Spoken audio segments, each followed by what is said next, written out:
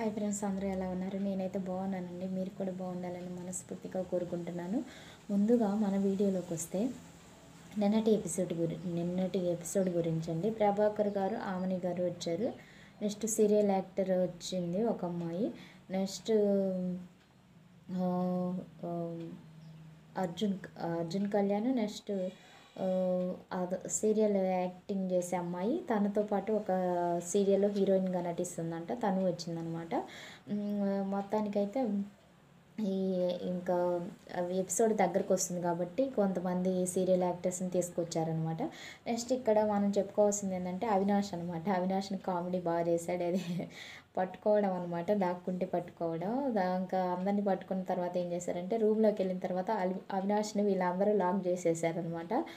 గంగమ్మతో ఎలా ప్రాంక్ చేయించాడో అలానే వీళ్ళు కూడా లైట్లన్నీ ఆపేపించి ప్రాంక్ చేశారు. ఇంకా అవినాష్ అయితే బయటకు తీయండి బిగ్ బాస్, దయచేసి ఇవన్నీ చూస్తే బయట వాళ్ళు నవ్వుతారు బిగ్ బాస్ అన్నట్లు చేశారు. ఈసారి ఎప్పుడు కూడా ప్రాంక్స్ చేయను అన్నట్టు మాట తీసుకున్న తర్వాత బయటకు వదిలిపెట్టినట్లు అనిపించింది. అది కొంచెం కామెడీగా అనిపించింది. ఈ సీజన్ వరకు అయితేనండి అవినాష్, రోహిణి, తేజ కొంతవరకు ఇలా ముగ్గురు లేకపోతే సీజన్ చూడబుద్ధి అయ్యేది కాదు. అది మాత్రం కన్ఫామ్, ఎవరు ఒప్పుకున్నా ఒప్పుకోకపోయినా ఇది మాత్రం నిజం అనమాట. అయితే ఇప్పుడు నాకు తెలిసి బిగ్ బాస్ మరి నిఖిల్ని ఏమన్నా విన్నర్ చేయాలనుకుంటున్నారో ఏమోనండి.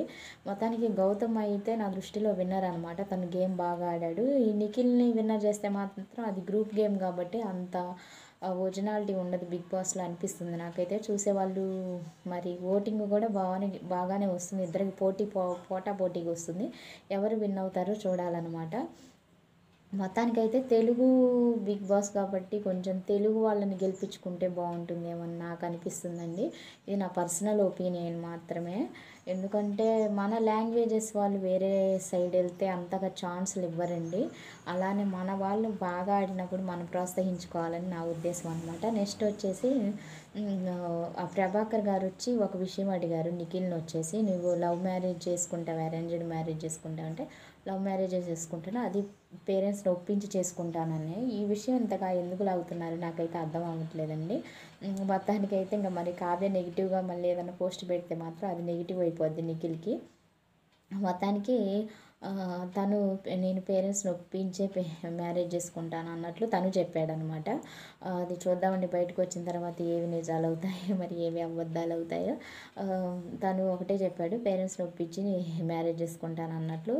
ఒప్పుకోకపోతే అంటే తప్పకుండా ఒప్పుకుంటారు, నా నిర్ణయానికి వాళ్ళు విలువిస్తారు అన్నట్లు తను మాట్లాడాడు. ఇదండి మొత్తానికైతే ఇంతవరకు జరిగింది. ఇంకా నాకు తెలిసి డబ్బులు తీసుకొని అవినాష్ బయటకు వస్తాడేమో అనిపించిందండి నాకైతే. మనం పోయిందే దేనికైనా మనీ కోసమే కదా. టాప్ 1లో వస్తాడని తనకు అంతగా అనిపించదేమో. నాకు తెలిసి అవినాష్ డబ్బులు తీసుకొని అవ్వచ్చు వాళ్ళ ముగ్గురులో, లేకపోతే నబీల్, ప్రేరణ, వీళ్ళ ముగ్గురులో ఎవరో ఒకరు మనీ తీసుకొని వస్తారు. ఎక్కువ ఆ ఛాన్స్ అవినాష్కి ఉందని నాకు అనిపిస్తుందండి. నెక్స్ట్ టాప్ 3లో ప్రేరణని చేయడానికి కూడా ట్రై చేస్తున్నారండి. నబీలు మరి అవినాష్ కంటే తను ఎక్కువ ఆడింది ఏమీ లేదు, కానీ మరి చెప్పలేమన్నమాట. మొత్తానికి గౌతమ్ విన్ అవ్వాలని నేను పర్సనల్గా అనుకుంటున్నానండి. గేమ్ పరంగా ఒక బిగ్ బాస్ చూసే వ్యక్తిగా నేను, బిగ్ బాస్ అంటే నాకు చాలా ఇష్టం. చూసే వ్యక్తిగా నేనైతే గౌతమ్ విన్ కావాలనుకుంటున్నాను. మీరు కూడా మీ ఫేవరెట్ కంటెస్టెంట్స్కి ఓట్లు వేసుకోండి, తప్పకుండా ఓట్ చేయండి. అదేవిధంగా మీకు నచ్చని వాళ్ళని బిహేవియర్ కూడా గమనిస్తూ ఉండండి. మీకు నచ్చిన వాళ్ళకి మాత్రం కంపల్సరీ మీరు ఓట్ చేసుకోండి. ఇదండి ఈరోజు వీడియో. నా వీడియో మీకు నచ్చితే తప్పకుండా లైక్ చేయండి, అదేవిధంగా షేర్ చేయండి, సబ్స్క్రైబ్ చేయండి. సబ్స్క్రైబర్స్ అయితే అసలు పెరగట్లేదండి, దయచేసి సబ్స్క్రైబ్ చేయండి ఫ్రెండ్స్. ఒక్క సబ్స్క్రైబ్ కూడా పెరగలేదు ఒక 10 days నుంచి. దయచేసి సబ్స్క్రైబ్ చేయండి. థ్యాంక్ యూ అండి. Thank you very much.